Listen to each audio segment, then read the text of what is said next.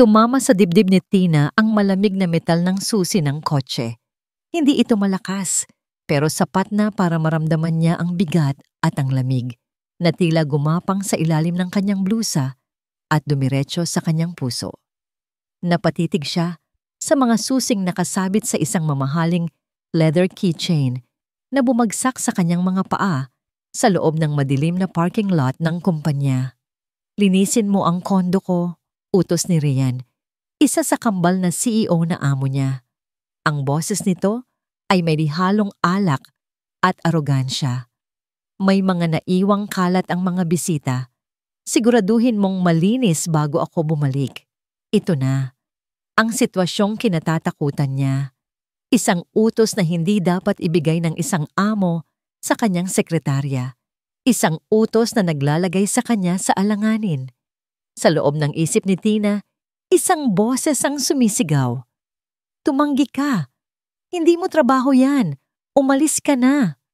Pero ang lumabas sa bibig niya ay isang mahinang tinig na halos hindi niya makilala. "Okay, Sir Rian." At doon, naramdaman niya ang matinding pagkabigo sa sarili.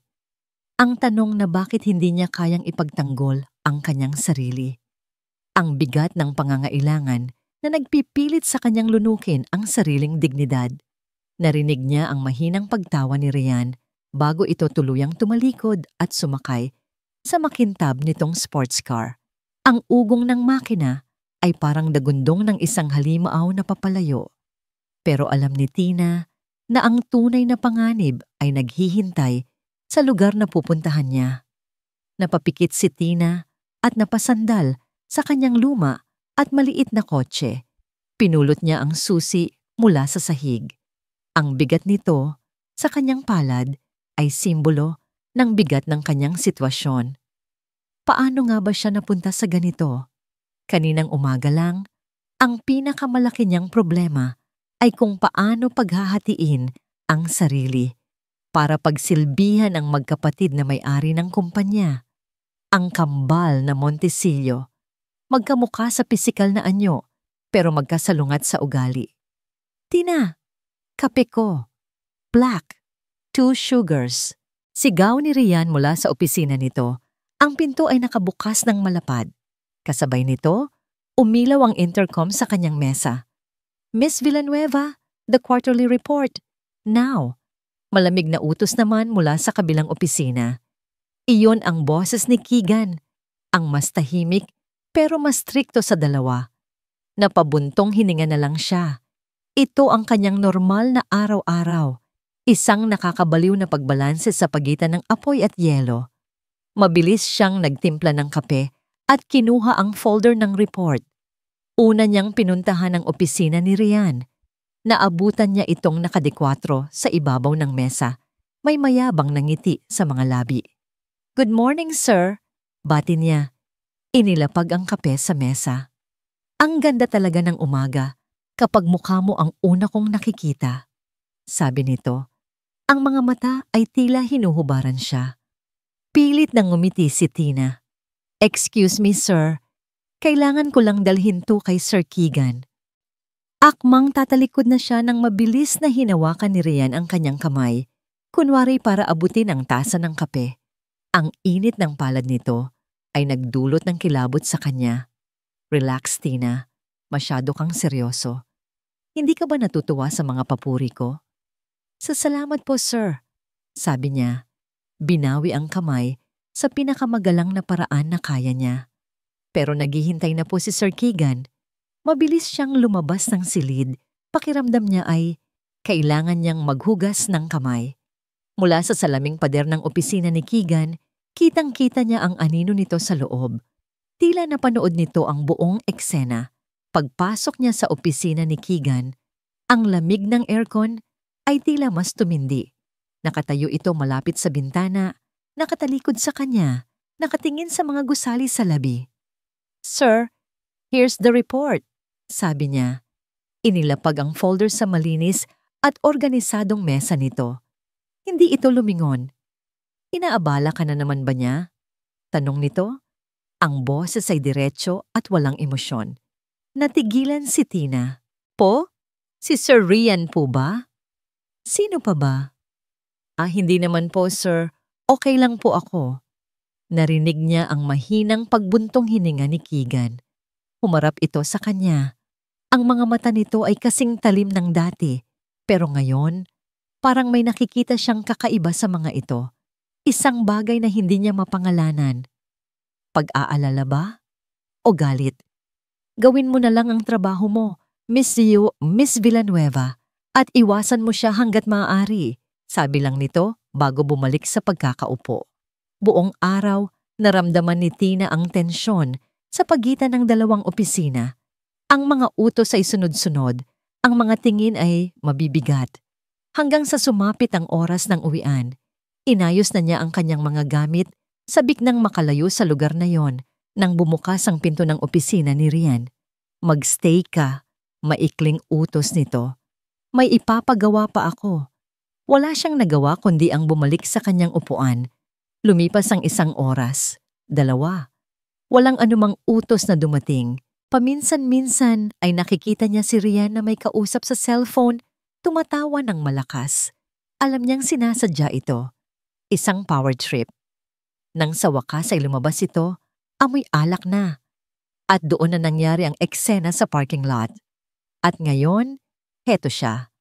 Nakatayo sa harap ng pinto ng isang condo unit sa isa sa pinakamamahaling gusali sa buong syudad. Ang tahimik na hallway ay nagpapalakas lang sa kabog ng kanyang dibdib. Mula sa loob, may mahinang tugtog at rinig niya ang kalansing ng mga bote. Itinaas niya ang susi. Nanginginig ang kanyang kamay habang isinusuot ito sa seradura. Bawat pag-ikot ng susi ay parang pag-ikot ng patalim sa kanyang sikmura. Huminga siya ng malalim. Kailangan niya ang trabahong ito. Dahan-dahan niyang itinulak ang pinto para bumukas. Ang bumungad kay Tina sa loob ay ang amoy ng pinaghalong alak at mamahaling pabango. Isang kombinasyong nakakasulasok. Nakakalat ang mga bote ng beer at basyo ng wine sa sahig. May mga platong may tira-tirang pagkain sa ibabaw ng center table. Ang buong lugar ay sigaw ng kapabayaan at kaguluhan. Sa gitna ng lahat ng ito, sa isang malawak na leather sofa, nakaupo si Rian. Nakatungo ito. Hawak ang isang baso ng alak at nakatitig sa kawalan. Hindi siya nagsalita. Hindi rin kumilos si Rian. Tahimik na isinara ni Tina ang pinto sa likuran niya. Ang mahinang pagklik nito ay tila isang malakas na putok ng baril sa katahimikan ng silid. Nagsimulang manginig ang kanyang mga kamay. Anong ginagawa ko rito? Tanong niya sa sarili. Pero ang mga paa niya ay kusa ng kumilos. Humanap siya ng basurahan sa ilalim ng kitchen sink at nagsimulang mamulot ng mga bote. Tahimik siyang kumilos, bawat galaw ay maingat, na parang isang magnanakaw sa sariling bangungot. Ayaw niyang makuha ang atensyon ng halimaw na natutulog sa sofa. Alam mo ba kung anong sinabi sa akin ni Papa noon? Biglang nagsalita si Rian. Napahinto si Tina sa pagpulot, ang puso niya ay umakyat sa kanyang lalamunan. Ang boses ni Rian ay garalgal, puno ng pait. Hindi siya lumingon. Sabi niya, Rian, sa mundong ito, kukunin mo ang gusto mo. Walang magbibigay sa iyo niya ng kusa. Nagpatuloy si Tina sa paglilinis. Kunwari hindi niya narinig. Pero ang bawat salita nito ay tumatagos sa kanyang balat. Si Keegan. Lagi siyang naghihintay. Patuloy ni Rian. May kasamang mapaklang tawa. Naghihintay na may mag-abot. Naghihintay na may maawa. Isang duwag. Naramdaman ni Tina ang pagtayo nito mula sa sofa. Narinig niya ang mabibigat nitong mga yapak na papalapit sa kanya. Hindi siya humarap. Mas binilisan niya ang pagpulot ng mga basura. Pero ikaw, bulong ni Rian, malapit na sa kanyang likuran. Ramdam niya ang init ng hininga nito sa kanyang batok. Hindi ka naghihintay. Nagpapanggap ka lang na ayaw mo. Pero nakikita ko. Nakikita ko kung paano mo ako tingnan. Bigla nitong hinawakan ang kanyang braso. Mahigpit, masakit. Napasinghap si Tina at pilit na pumiglas. Sir, Ano po bang ginagawa ninyo? Hinarap siya nito sa kanya. Ang mga mata ni Rian ay namumula at mapanganib. Huwag kang magkunwari, Tina. Pagod na ako sa pagpapanggap mo. Lagi kang nagmamalinis, ano? Akala mo hindi ko napapansin. Wala po akong ginagawa, sir. Bitiwan niyo po ako. Itinulak siya ni Rian sa pader. Tumama ang likod niya sa malamig na semento at nawalan siya ng hininga. Ikinulong siya nito gamit ang dalawang braso. Ang mukha nito ay ilang pulgada na lang ang layo sa kanya. Amoy na amoy niya ang alak. Lahat ng gusto ko, nakukuha ko. Sabi nito, ang boses ay naging isang mapanganib na ungol. Lahat. Sinubukan niyang itulak ito palayo, pero napakalakas ni Rian. Nagsimulang mamuo ang luha sa kanyang mga mata habang ibinababa ni Rian ang mukha nito patungo sa kanya. Napapikit siya, naghihintay sa hindi maiiwasan, ang isip niya ay sumisigaw, pero walang boses na lumalabas. Bang! Isang malakas na kalabog ang yumanig sa pinto. Napahinto si Rian, lumingon sa direksyon ng pinto na may halong gulat at galit. Sino yan? Bang! Mas malakas. Tila may sumisira sa pinto. Sa isang iglap, bumukas ito nang may nakakabinging pagwasak ng kahoy at metal. Nakatayo roon si Keegan. Ang karaniwang kalmado niyang muka ay nababalutan ng matinding galit. Ang mga mata niya ay nag-aapoy habang nakatingin sa kapatid niyang nakakulong kay Tina. Nangyari ang lahat ng napakabilis. Isang hakbang, dalawa. Bago pa man makakilos si Rian, isang malutong na suntok ang dumapo sa panga nito. Tumalsik si Rian patagilid, bumagsak sa sahig. Agad na lumapit si Keegan kay Tina na nakasandal pa rin sa pader, nanginginig at hindi makapaniwala. Hinubad ni Keegan ang kanyang suit jacket at maingat na ipinatong sa mga balikat ni Tina na para bang gusto niyang itago ito mula sa buong mundo. Okay ka lang?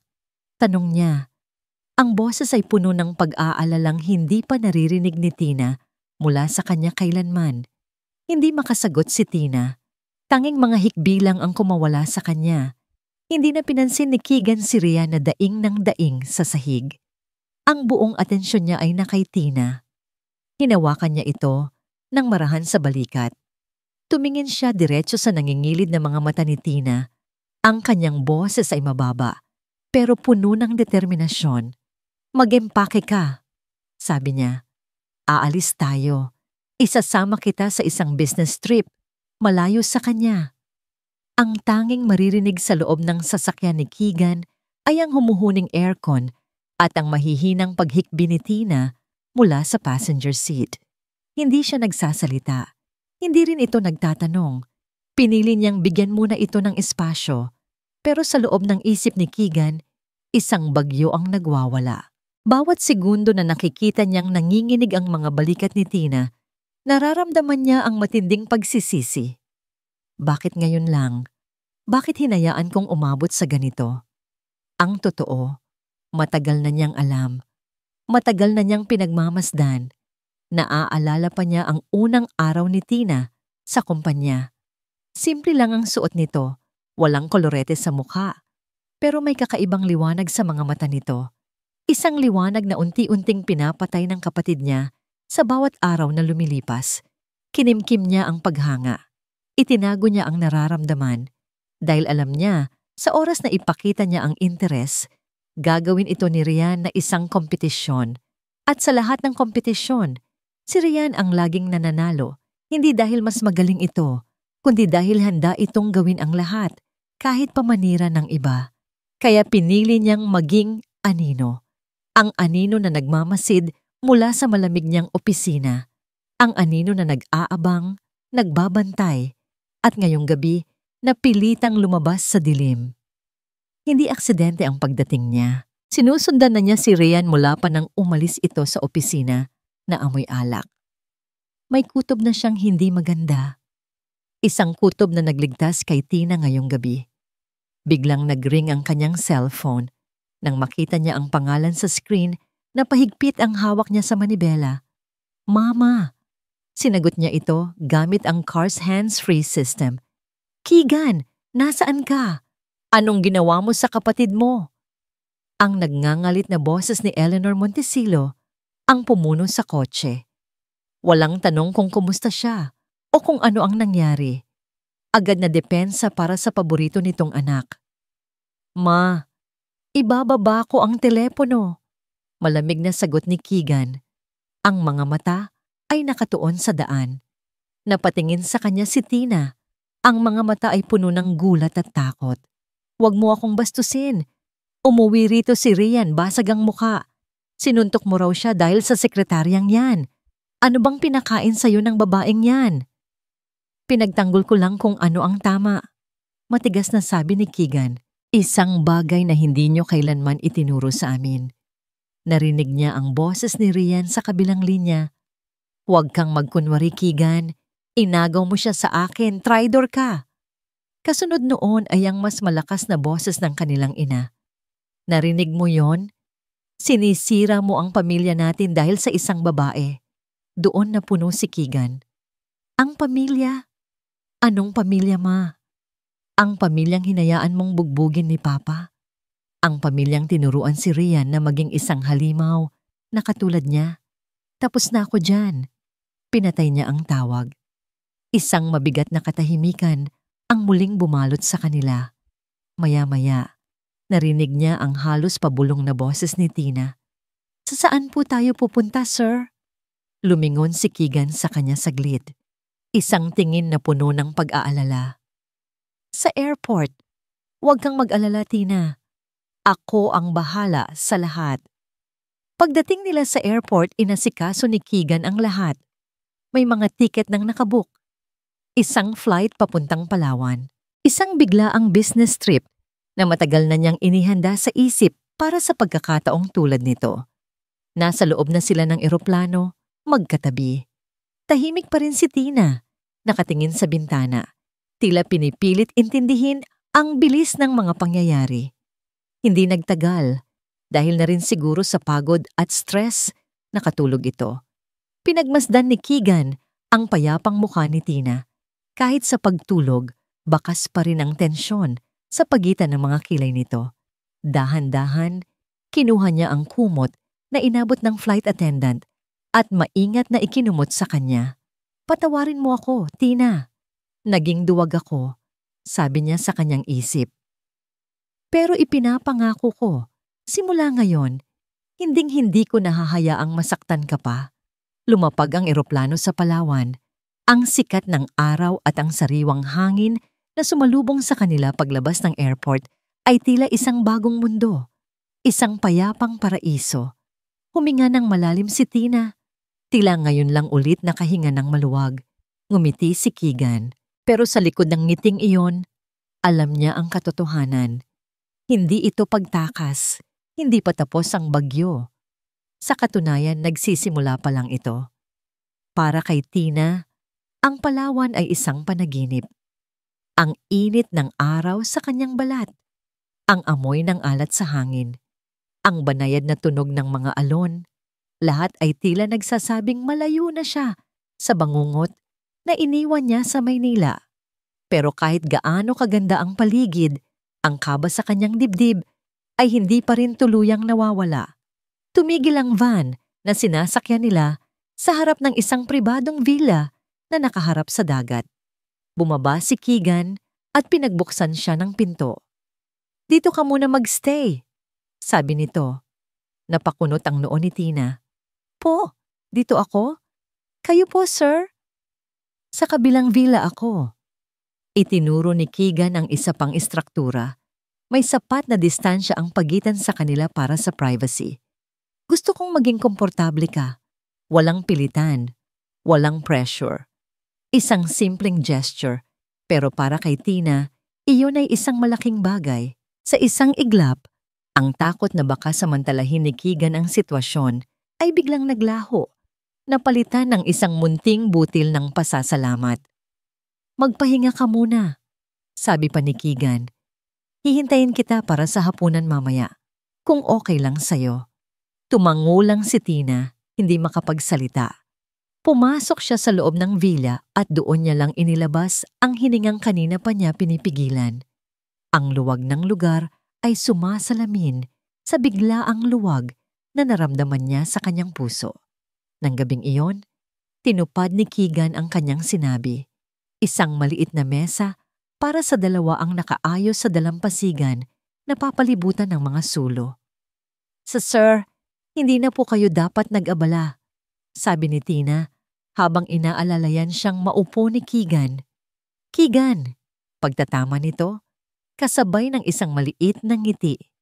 Wala tayo sa opisina at hindi ito abala. Habang kumakain sila, ibang Keegan ang nakilala ni Tina. Hindi ang CEO na strikto at laging seryoso, kundi ang Keegan na mahilig sa photography na kayang ipaliwanag ang mga konstelasyon sa kalangitan na marunong makinig. Nakikita mo yung 3 bituin na magkakasunod? Turo nito sa langit. Orion's Belt yan. Sabi nila, gabay daw yan ng mga nawawalang manlalakbay. Napatingala si Tina. Sa unang pagkakataon sa loob ng maraming araw, hindi niya inisip ang kanyang mga problema. Pinagmasdan lang niya ang mga bituin. Ang ganda pala nila. Matagal na silang nandyan, sagot ni Keegan. Pero ang mga mata nito ay hindi sa langit nakatingin, kundi sa kanya. Minsan, kailangan lang nating tumingala para makita sila. Pagkatapos ng hapunan, naglakad-lakad sila sa dalampasigan. May sapat na distansya sa pagitan nila. Pero ramdam ni Tina ang presensya nito.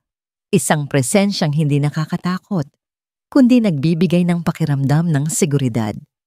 Sa ilalim ng liwanag ng buwan, sa gitna ng payapang tunog ng mga alon, naramdaman ni Tina ang isang bagay na matagal na niyang hindi nararamdaman, kapayapaan. At dahil sa kapayapaang yun, isang ngiti ang unti-unting sumilay sa kanyang mga labi. Isang totoong ngiti. Napansin ito ni Keegan. Huminto ito sa paglalakad. Masaya akong makita kang ngumiti ulit.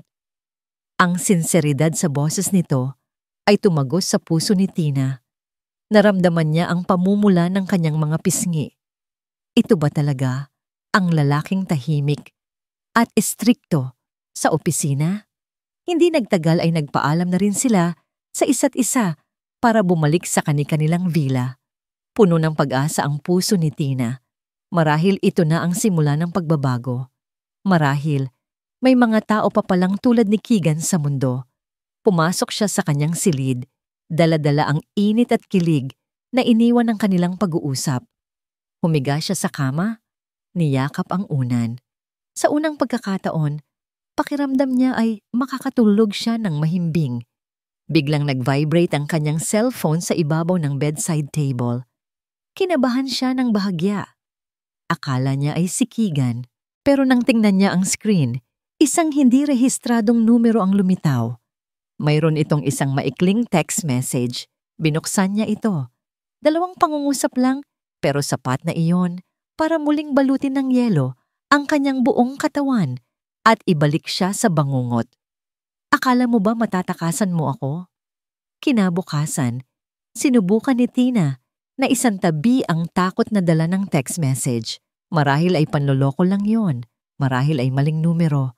Pero ang kapayapaang naramdaman niya kagabi ay napalitan na ng isang manipis na patong ng yelo. Sinubukan niyang maging normal. Sumama siya kay Keegan para mag-almusal sa open-air restaurant ng resort. Pero habang nakatingin siya sa asul na dagat, ang isip niya ay nasa madilim na anino.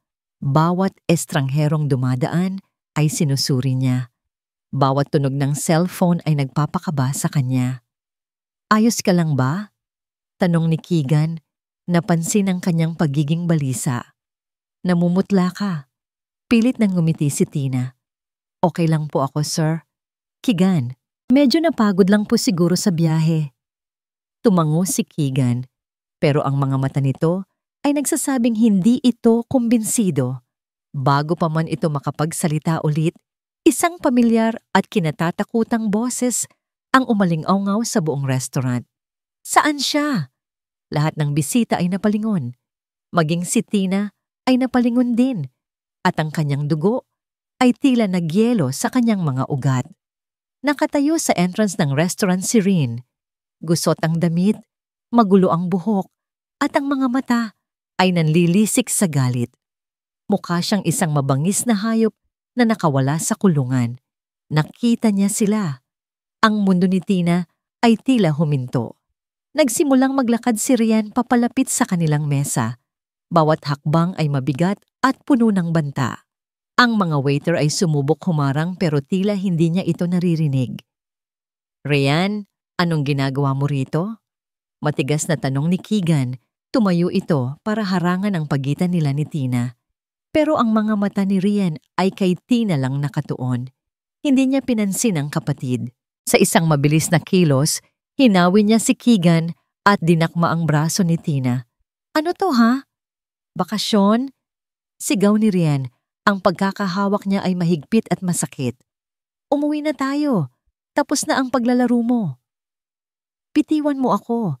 Nasasaktan ako." Pakiusap ni Tina. Pilit na binabawi ang kanyang braso. "Bitiwan mo siya rin." Ang boses ni Keegan ay mahinahon pero may bakal sa ilalim nito. Hinawakan niya ang balikat ni Rian. "Huwag kang makialam dito, Keegan!" Bulyaw ni Rian. "Traidor ka! Alam kong matagal mo na siyang gusto. Naghihintay ka lang ng pagkakataon para agawin siya sa akin. Hindi siya isang bagay na pwedeng agawin." Gigil na sagot ni Keegan. Ang kalmadong maskara ay unti-unti nang nababasag. "At hindi ako papayag na itrato mo siya na parang isa sa mga laruan mo. Hindi ako papayag na maging katulad ka ni Papa." Ang pagbanggit sa kanilang ama ay tila isang mitya na nagsindi sa galit ni Rian. "At ikaw? Mananatili kang anino ko habang buhay. Isang duwag na nagtatago at nag-aabang magnakaw ng hindi sayo." Ang mga salita ay tila mga punyal. Ang mga tao sa paligid ay nanonood. Ang kahihiyan, ang takot, ang sakit, lahat ay bumalot kay Tina. Naramdaman niya ang mga luhang namumuo sa kanyang mga mata. Kailangan niyang itigil ito. Kailangan niyang makawala.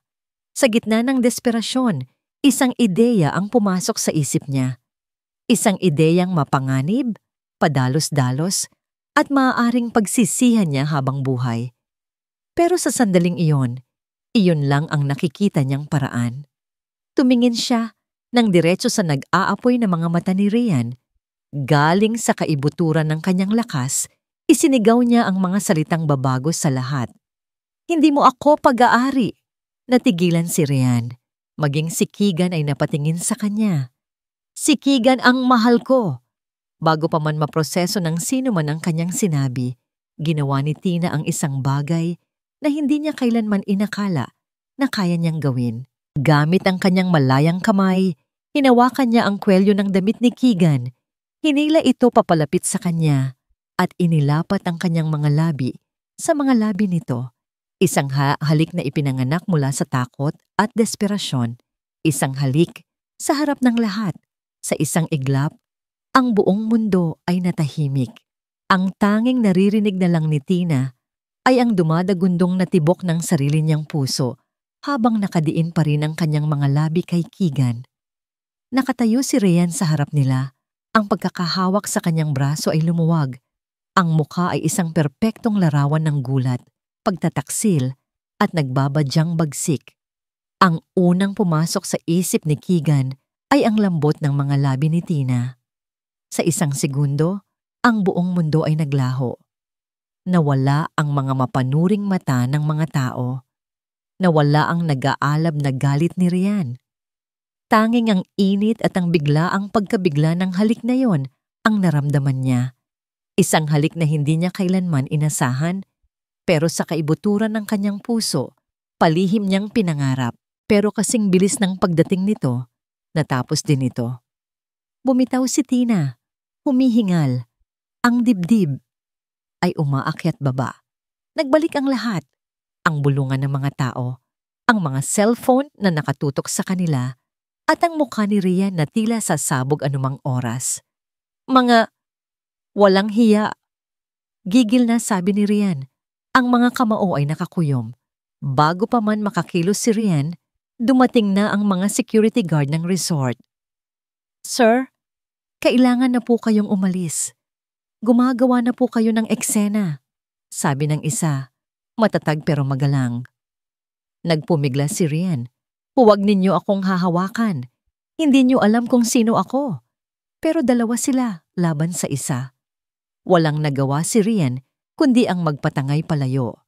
Pero ang mga mata niya ay nanatiling nakatutok sa kanila, isang tingin na nangangako ng paghihiganti. Nang mawala na si Rian, doon lang naramdaman ni Keegan ang panginginig ng kamay ni Tina na nakakapit pa rin sa kanyang damit. Agad niyang ipinatong ang kanyang kamay sa kamay nito. "Halika na," bulong niya. Inalalayan niya itong tumayo at mabilis silang umalis sa restaurant. Iniwan ang mga nagbubulungang manonood. Walang nagsasalita habang naglalakad sila pabalik sa villa.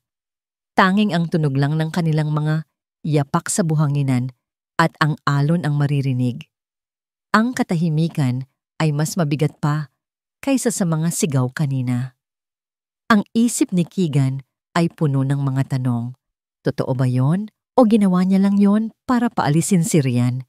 Pagdating nila sa loob ng villa ni Tina, doon na bumitaw ang dalaga. Naglakad ito papunta sa bintana, nakatalikod sa kanya. Ang mga balikat ay bahagyang nakayuko.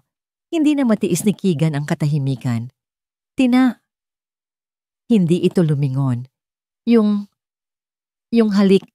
Simula niya hindi alam kung paano itutuloy. Isang paraan lang po iyon para tigilan niya ako. Mabilis na sagot ni Tina. Ang boses ay nanginginig. "Sorry po kung nadamay kayo." Nasaktan si Keegan.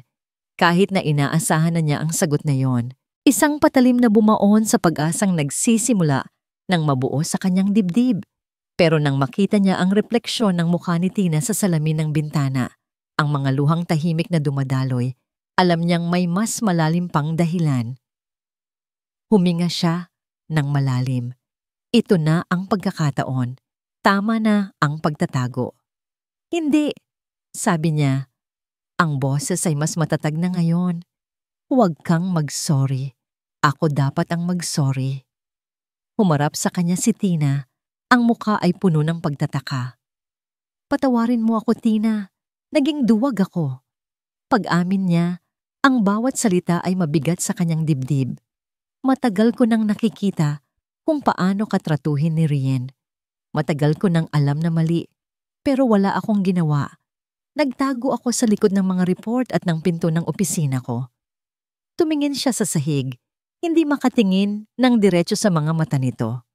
"Ang totoo, Tina, simula pa lang, simula noong unang araw mo sa kumpanya, hinangaan na kita.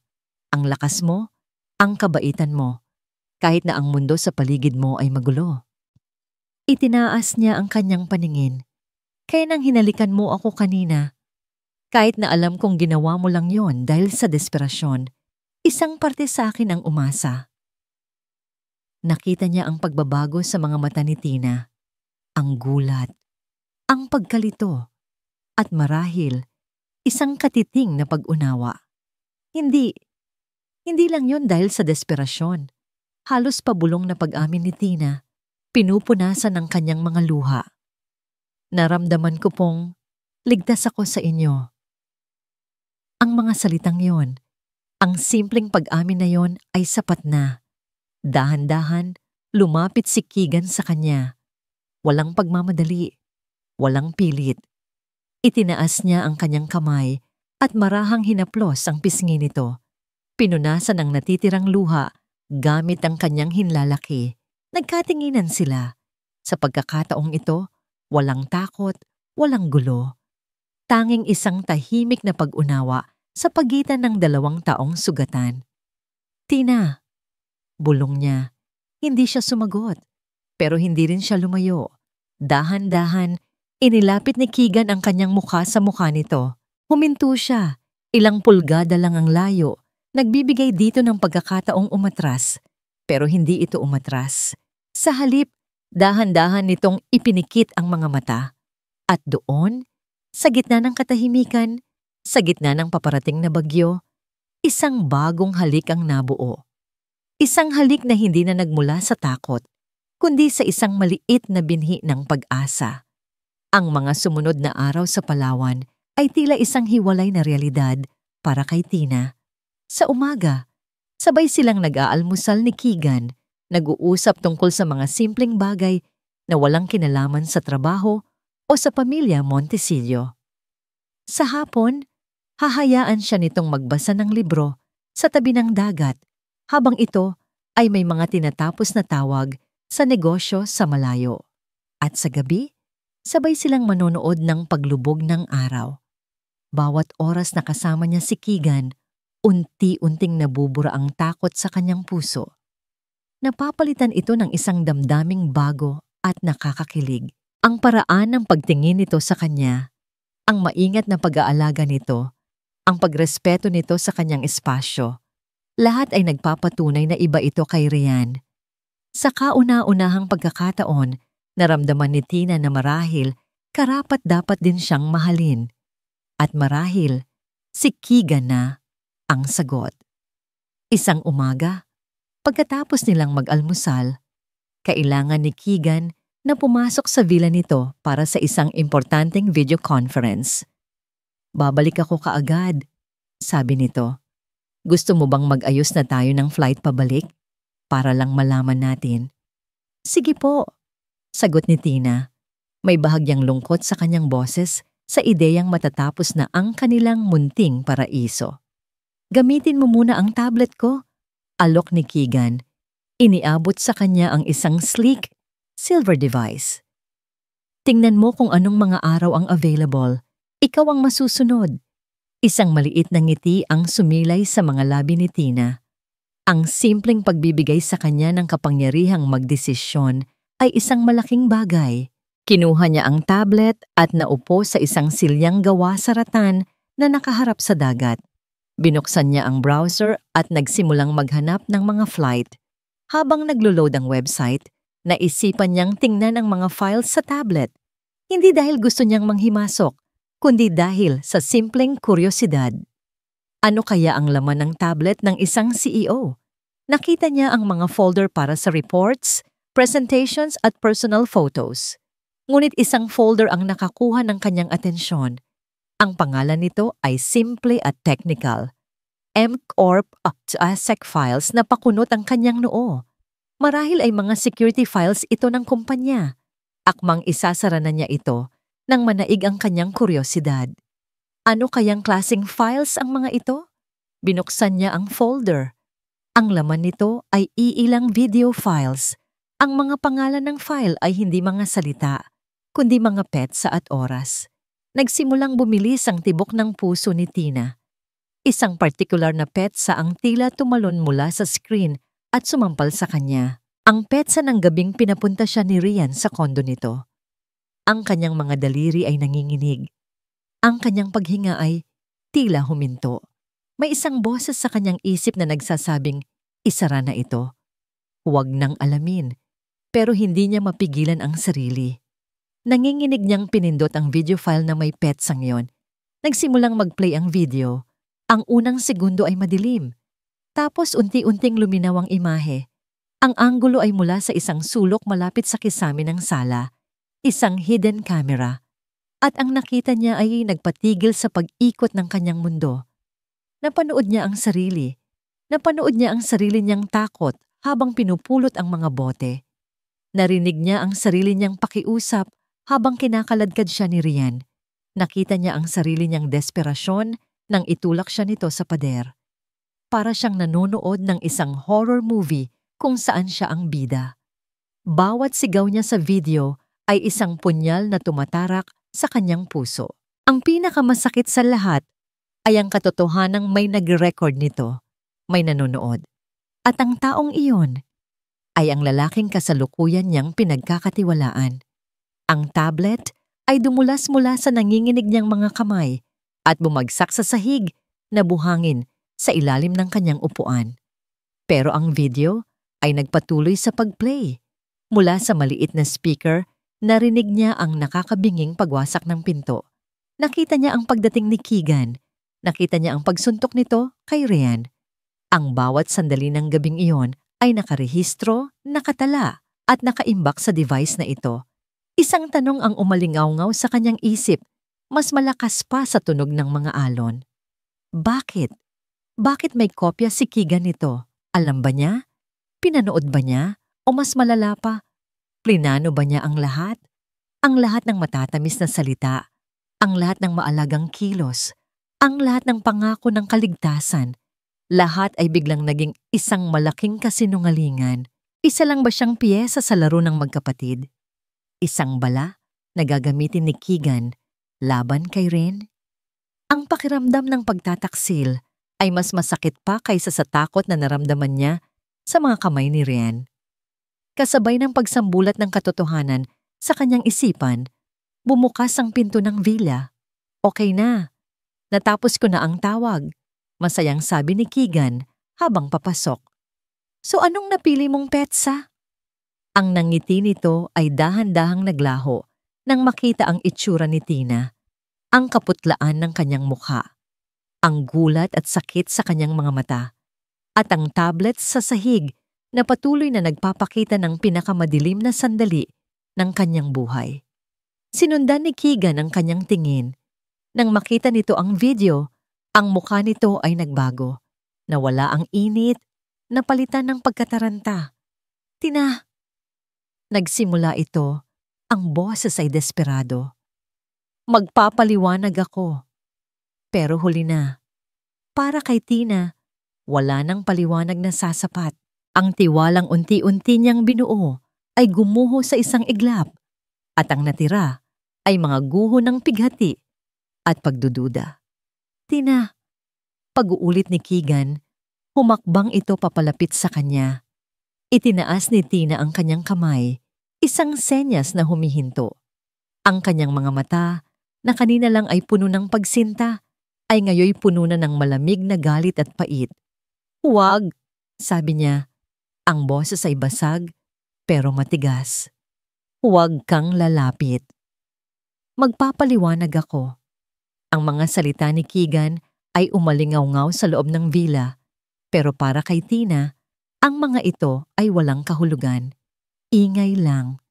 Ang tanging malinaw sa kanya ay ang imahe sa screen, ang sarili niyang takot, ang sarili niyang kahihiyan na nakatago sa isang sikretong folder sa tablet ng lalaking sinimulan na niyang pagkatiwalaan. Para saan ang video, Keegan? Tanong ni Tina. Ang boses niya ay walang emosyon na mas nakakatakot pa kaysa sa isang sigaw. Para panoorin? Para may ebidensya ka laban sa kapatid mo? Para may alas ka sa kanya? Hindi sa ganon. Desperadong sagot ni Keegan. Humakbang ito papalapit. Inilagay ko yan para protektahan ang kumpanya. Para protektahan ka, kailangan ko ng patunay sa pagiging delikado ni Rian. Isang mapaklang tawa ang kumawala sa mga labi ni Tina. Protektahan ako? Sa paanong paraan? Sa pamamagitan ng panonood habang muntik na akong mapahamak? Habang pinaplano mo ang susunod mong hakbang. Ang galing. Ang galing ng pag-arte mo. Ang nararamdaman ko para sa'yo. Totoo yun, Tina. Pakiusap ni Keegan. Ang mga mata ay puno ng pagsusumamo. Totoo? Sumigaw na si Tina. Ang lahat ng sakit at galit ay bumuhos na. O parte lang yan ng plano mo para makuha ang tiwala ko? Para mas madali mo akong magamit? Pare-pareho lang kayo ng kapatid mo. Siya, ginagamit niya ang dahas para makuha ang gusto niya. Ikaw naman, ginagamit mo ang pagpapanggap na kabaitan. Ginamit mo lang ako. Hindi totoo yan. Talaga? Kung totoo ang sinasabi mo, bakit hindi mo sinabi sa akin? Bakit mo itinago? Dahil alam mong hindi ako papayag na maging tau-tauhan sa laro ninyong magkapatid.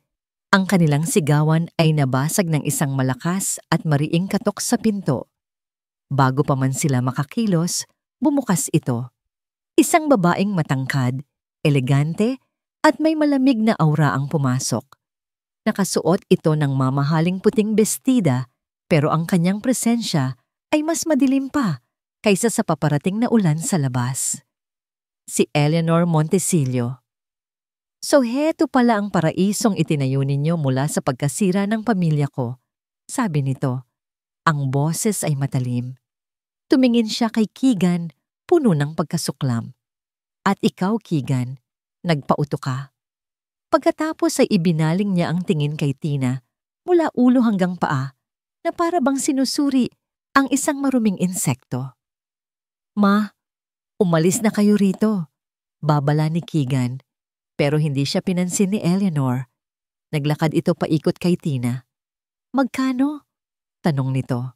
Magkano ang halaga mo para sirain ang mga anak ko? Ibinigay mo ang sarili mo dito sa isa. Pagkatapos ay umiyak ka sa isa pa para makuha ang simpatya niya. Napakagaling na plano.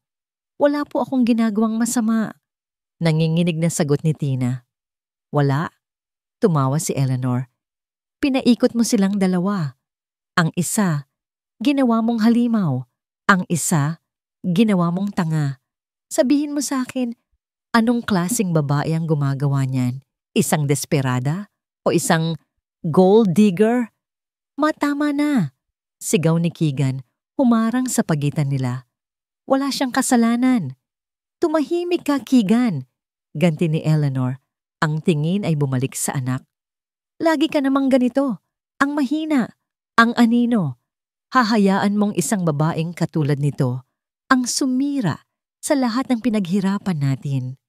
Ang mga salita ay tumama kay Tina na parang mga sampal. Sa isang tabi, ang lalaking nagtaksil sa kanyang tiwala.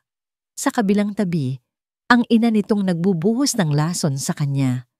Pakiramdam niya ay nasusukol siya. Hindi siya makahinga.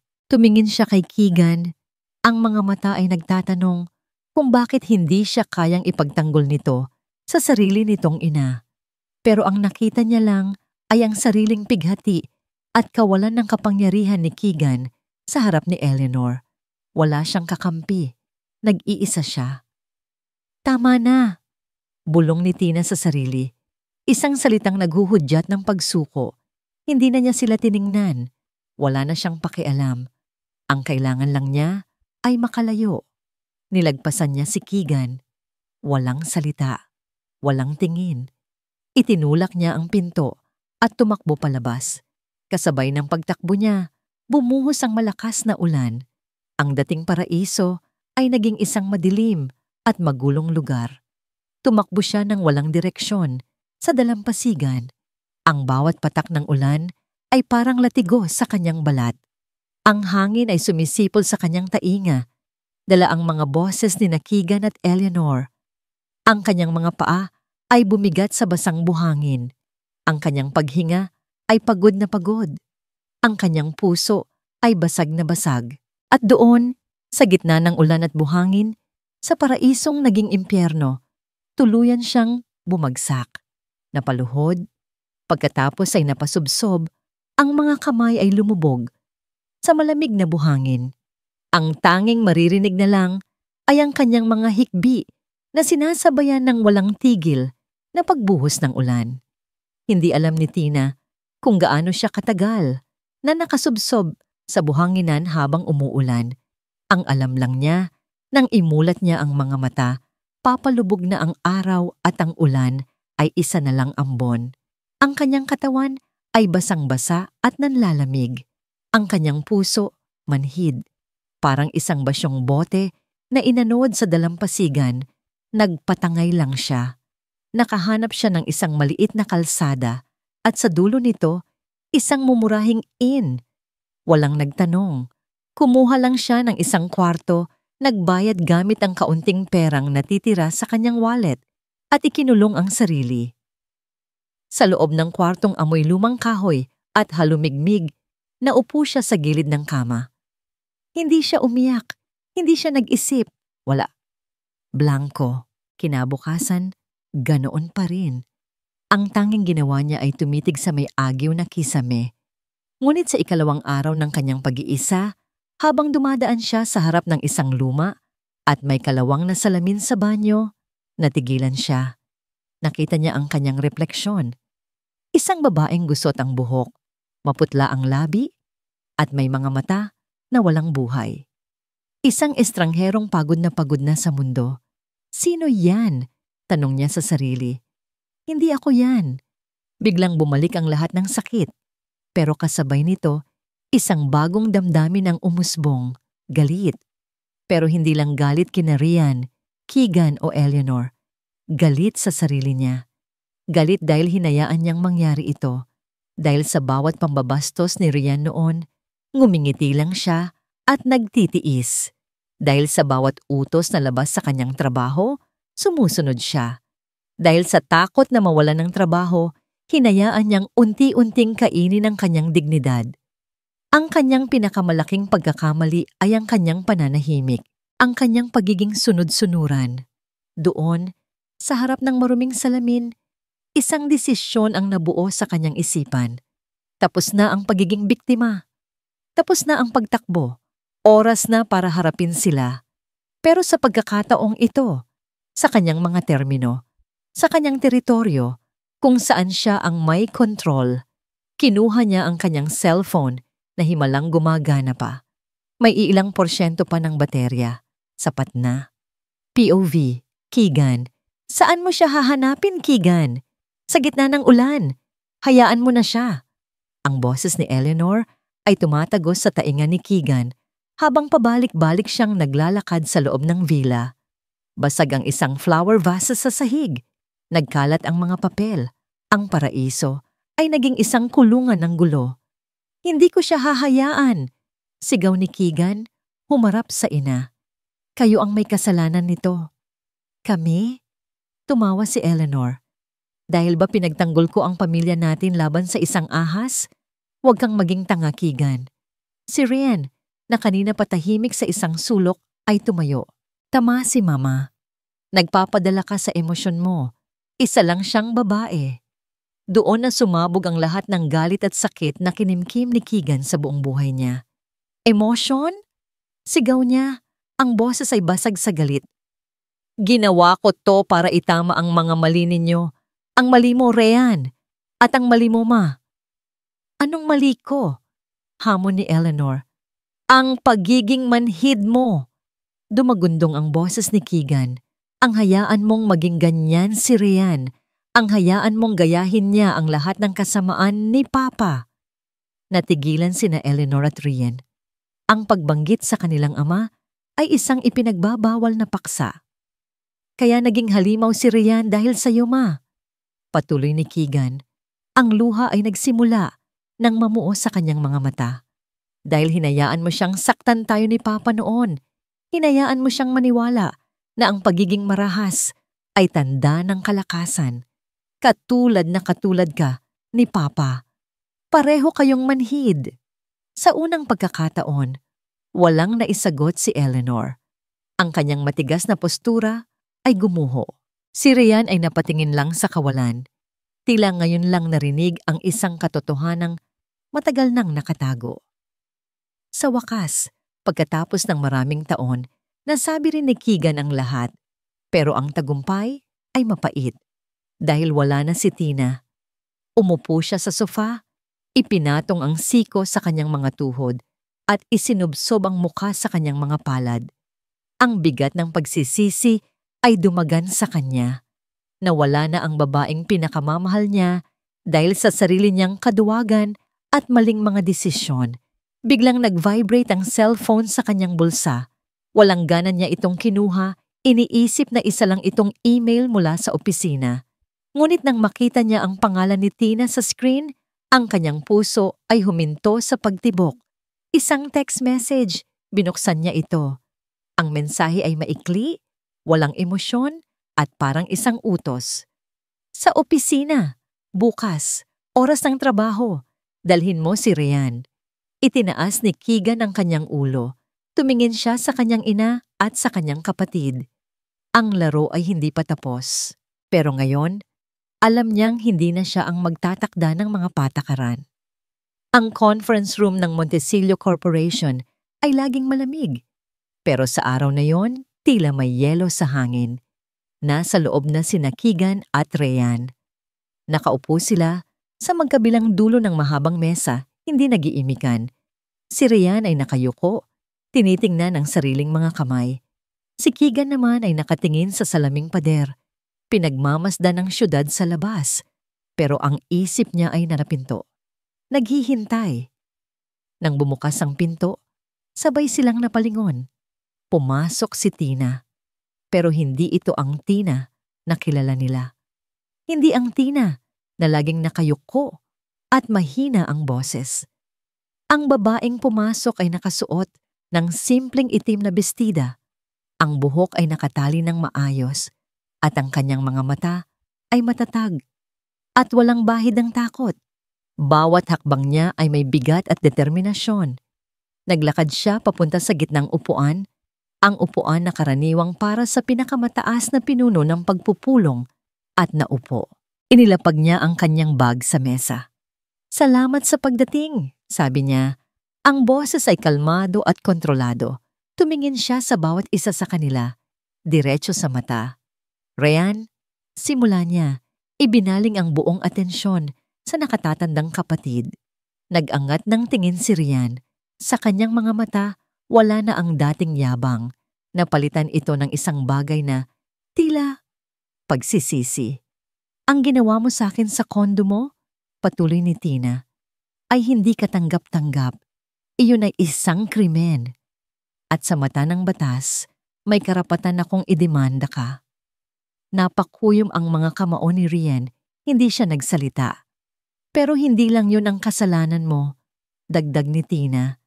"Ang araw-araw na pambabastos, ang mga utos na wala sa lugar, ang pagpaparamdam mo sa akin na ako ay isang bagay at hindi isang tao. Iyon din ay kasalanan at kailangan mong harapin yon." Pagkatapos ay ibinaling niya ang tingin kay Keegan. "Keegan," sabi niya. Napalunok si Keegan. Pakiramdam niya ay mas mabigat ang paghatol na darating sa kanya. "Ang intensyon mo marahil ay mabuti, pero ang paraan mo mali," sabi ni Tina. "Ginamit mo ang sakit ko bilang isang sandata. Ginamit mo ang tiwala ko bilang isang oportunidad. Ipinagkait mo sa akin ang katotohanan. At sa paggawa mo nun, ipinaramdam mo sa akin na ako ay isang tau-tauhan lang. Isang collateral damage sa digmaan ninyong magkapatid." Ang bawat salita ay tumama kay Keegan na parang isang sampal. Totoo. Lahat ay totoo. "Hindi ako laruan," sabi ni Tina. Ang boses ay bahagyang nanginig sa tindi ng emosyon, pero nanatiling matatag.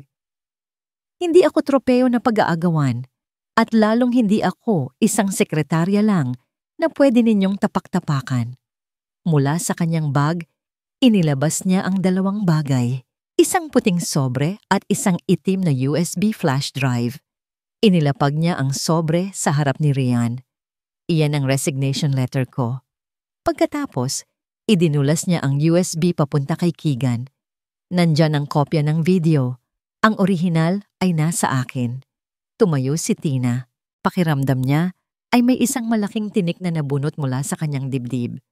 "Hindi ko pa alam kung ano ang gagawin ko sa video na yan. Pero ano man ang maging desisyon ko, sisiguraduhin kong iyon ay para sa kapakanan ko at hindi para sa inyo o sa kumpanyang ito." Akmang tatalikod na siya para umalis nang biglang magsalita si Ryan. "Patawad!" Napahinto si Tina. Lumingon siya. Nakatayo si Ryan, nakayuko. Ang mga balikat ay nanginginig. "Patawarin mo ako, Tina." Ulit nito, ang boses ay basag. Walang dahilan. Walang excuse. Mali ako. Patawad. Sa unang pagkakataon, nakita ni Tina ang totoong pagsisisi sa mga mata nito. Si Keegan naman ang tumayo. Hindi siya humingi ng tawad. Sa halip, kinuha niya ang USB. "Gawin mo ang dapat mong gawin," sabi niya kay Tina. Ang boses ay puno ng pinal na pagtanggap. "Kung gusto mong idemanda siya, suportado kita.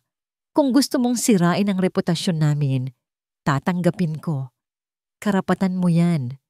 Patawarin mo ako sa lahat."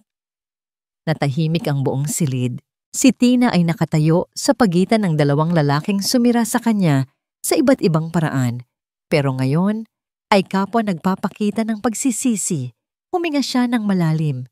Ang galit sa kanyang dibdib ay unti-unti nang napapalitan ng isang mabigat na pagod at isang maliit na sinagang awa. Hindi ko kayo kailangang patawarin para makalaya, sabi niya. Mas para sa sarili niya kaysa sa kanila. Kailangan ko lang palayain ang sarili ko mula sa inyo. Tumingin siya sa kanila sa huling pagkakataon. May isang kondisyon ako. 6 na buwan ang lumipas. Ang kondisyon ni Tina ay simple lang. Kailangang sumailalim ni Rian sa professional anger management at therapy. Hindi niya isinampa ang kaso at hindi rin niya ginamit ang video. Para sa kanya, ang tunay na hustisya ay hindi paghihiganti, kundi ang pagbabago. Umalis siya sa Montecillo Corporation nang walang lingon-lingon. Sa unang ilang linggo, mahirap. Ang mga bangungot ay bumabalik. Pero hindi siya sumuko.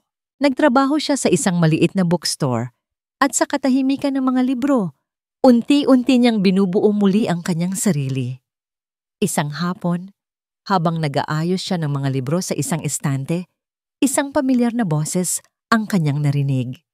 Miss, excuse me, alam mo ba kung saan ang section ng mga self-help books? Napalingon si Tina. Nakatayo roon si Rian. Ibang-iba na ang itsura nito. Mas payapa ang mukha, mas simple ang pananamit at wala na ang dating arogansya sa kanyang mga mata. Sa tabi niya, may isang babaeng nakangiti. Simple at mukhang mabait. Natigilan si Tina. Ngumiti si Rian, isang nangiting mahiyain at puno ng respeto. Tina, kamusta ka na? Okay lang ako, Rian. Ikaw? Inaayos ko ang sarili ko. Sagot nito at tumingin sa babaeng kasama. Si Chloe nga pala, girlfriend ko. Hi, bati ni Chloe, inabot ang kamay. Marami siyang naikwento tungkol sa'yo. Salamat sa'yo. Hindi maintindihan ni Tina kung para saan ang pasasalamat. Pero ngumiti na lang siya at tinanggap ang kamay nito. Nagpaalam din sila kaagad. Habang pinagmamasdan niya silang papalayo, naramdaman ni Tina ang isang bagay na hindi niya inakalang mararamdaman. Paggaan ng loob. Tila isang mabigat na kadena ang natanggal mula sa kanyang nakaraan. Si Keegan, sa kabilang banda, ay piniling bigyan si Tina ng espasyo. Tinupad niya ang pangakong susuportahan ang desisyon nito. Pinalakad niya ang kumpanya ng mag-isa habang si Rian ay nagpapagaling. Sa bawat araw na lumipas, mas lalo niyang naintindihan ang kanyang mga pagkakamali. Ang pag-ibig ay hindi tungkol sa pagprotekta mula sa malayo. Ito ay tungkol sa pagiging tapat at pagharap sa katotohanan ng magkasama. Nalaman niya kung saan nagtatrabaho si Tina. Ngunit sa halip na sugurin ito, pinili niyang maghintay. Isang araw, hindi na niya natiis. Pumasok siya. Hindi bilang isang CEO, kundi bilang isang ordinaryong customer. Nagpunta siya sa isang maliit na coffee shop na katabi ng bookstore. Umorder siya ng kape at naupo sa isang mesa sa labas, kung saan tanaw niya ang entrance ng pinagtatrabahuan ni Tina. Ginawa niya itong ritual. Araw-araw, pagkatapos ng trabaho, pupunta siya roon. Mag-o-order ng isang tasa ng kape, magbabasa ng libro, at maghihintay. Hindi siya lumalapit. Hindi siya gumagawa ng eksena. Nagbibigay lang siya ng senyales na nandyan siya, na kung sakaling handa na si Tina, naghihintay siya. Isang Biyernes ng hapon, habang nakaupo si Keegan sa kanyang pwesto, nakita niyang lumabas si Tina sa bookstore. Nagtama ang kanilang mga mata. Sa unang pagkakataon, hindi umiwas si Tina. Tinitigan niya ito ng matagal. Pagkatapos, pumasok itong muli sa loob. Nalungkot si Keegan. Marahil ay hindi pa ito handa. Marahil ay hinding-hindi na ito magiging handa. Akmang tatayo na siya para umalis ng isang anino ang tumabon sa kanyang mesa. Pwede bang makiupo? Napatingala siya. Nakatayo roon si Tina. May daladalang 2 tasa ng kape. Hindi makapagsalita si Keegan. Tumangulang siya. Naupo si Tina sa harap niya at inilapag ang isang tasa sa harap niya. Alam kong paborito mo ang Amerikano. Tina, 6 na buwan, sabi ni Tina, nakatingin sa tasa ng kape. 6 na buwan kong inisip kung kaya ko pa bang magtiwala ulit. Tumingin ito sa kanya at sa pagkakataong ito, ang mga mata nito ay kalmado at malinaw. Na-realize ko na ang pagpapatawad ay hindi para sa taong nagkasala sa'yo. Para ito sa sarili mo, para makalaya ka. Patawad sa lahat, Tina, sabi ni Keegan. Ang boses ay puno ng sinseridad. Ngumiti si Tina. Isang totoong nangiti, isang ngiting malaya. Alam ko, sabi niya. Pero ang tiwala, hindi yan hinihingi. Ina-earnada ka yan. Araw-araw. Handa akong gawin yon. Mabilis na sagot ni Keegan. Kahit gaano katagal, handa akong maghintay. Kinuha ni Tina ang isang maliit na piraso ng tissue paper at nagsulat ng numero. Inabot niya ito kay Keegan. Hindi mo na kailangang maghintay dito araw-araw, sabi niya. May bahagyang kislap sa kanyang mga mata. Pwede mo na akong tawagan. Kinuha ni Keegan ang papel na parang iyon ang pinakamahalagang bagay sa mundo. Tumingin siya kay Tina. Ang puso niya ay umaapaw sa pasasalamat at bagong pag-asa. Hindi pa ito ang katapusan ng kwento. Isa pa lang itong simula. Isang bagong simula na itinayo, hindi sa mga kasinungalingan o pagtakas, kundi sa pundasyon ng katotohanan, pagpapatawad, at pangalawang pagkakataon.